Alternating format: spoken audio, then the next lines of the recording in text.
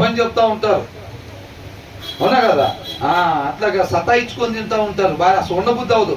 ఎంతమంది భార్యలు సూసైడ్ చేసుకోవట్లేదండి? ఎందుకు చేసుకుంటున్నారు? తినడానికి లేక.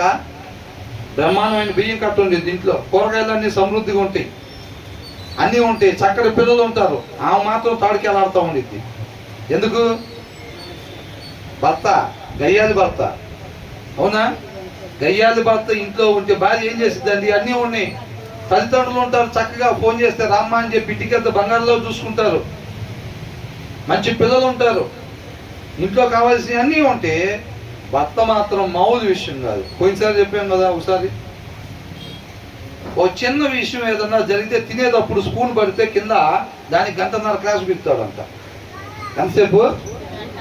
గంటన్నర క్లాస్ బిగుతాడంట. అసలు అర్థమవుతుందండి? ఇప్పుడు ఏదో పిల్లలు అందరం కలిసి డైనింగ్ టేబుల్ దగ్గర తినేటప్పుడు స్పూన్ పడకుండా ఉండిద్ది ఎప్పుడన్నా అనుకోకుండా పడింది అనుకోండి, ఏదో చేయి దగ్గర లేకపోతే అట్లాగా, దానికి గంటన్నర క్లాస్ బిగుతారంట. ఇంకేం కాపులు చేసిద్దా భార్య? మా అమ్మ నాన్న వాళ్ళు వస్తున్నారు, కొద్దిగా ట్రైన్ స్టేషన్ దగ్గరికి వెళ్ళి తీసుకొని రావా అంటే, నాకు ఇప్పుడు కుదరదు, సాయంత్రం పూట రమ్మని, సాయంత్రం అయితే ఖాళీగా ఉంటాను అంటున్నాను. వాళ్ళకు ఉండేదేమో ట్రైన్ అప్పుడే, సాయంత్రం ఉండదు. ఈయనకేమో సాయంత్రం పూట రమ్మను, నేను సాయంత్రం ఖాళీగా ఉంటాను అంటున్నాడు. మరి ఎలాగా? ఎవరా భర్త? పేరుకి ఆయన ఏ ఉద్యోగం చేస్తాడు తెలుసా? సాఫ్ట్వేర్ ఉద్యోగం చేస్తాడు. సాఫ్ట్వేర్ ఉద్యోగం 1,00,000 నుంచి 2 లక్షల దాకా జీతాలు వస్తాయి. కాకపోతే మనిషి పడితే ఇక గ్రైండర్లో పడినట్టే. ఓ చిన్న పొరపాటు మనిషి కంట్లో పడిందంటే ఇక మనం గ్రైండర్లో పడినట్టే. ఇంకా అర్థమవుతుందండి? మెంటల్గా డిస్టర్బ్ అయిపోతున్నారు.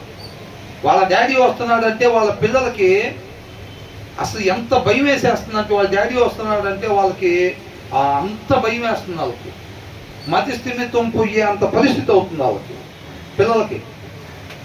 మేము ప్రాక్టికల్గా వాళ్ళ ఇంటి దగ్గరికి వెళ్ళి వాళ్ళతో మాట్లాడితే చెప్పిన విషయాలు ఇవన్నీ. ఎందుకని? వాళ్ళ డాడీ అంటే అసలు ఎలా ఉండాలి? నడిచేటప్పుడు, కూర్చునేటప్పుడు, నుంచునేటప్పుడు దేవుని వాక్యం చెప్పేవాడిగా ఉండాలి. ఆయనలో ఉండే శాంతి సమాధానం ఉండాలి ఏంలో.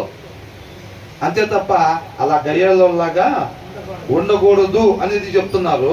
గయ్యాల్లోలాగా మనం చీటికి మాటికి గొడవలు పెట్టుకోవటం, చిరాకులు తెప్పించడం ఇలాగ చేయకుండా ఎలా ఉండాలంట?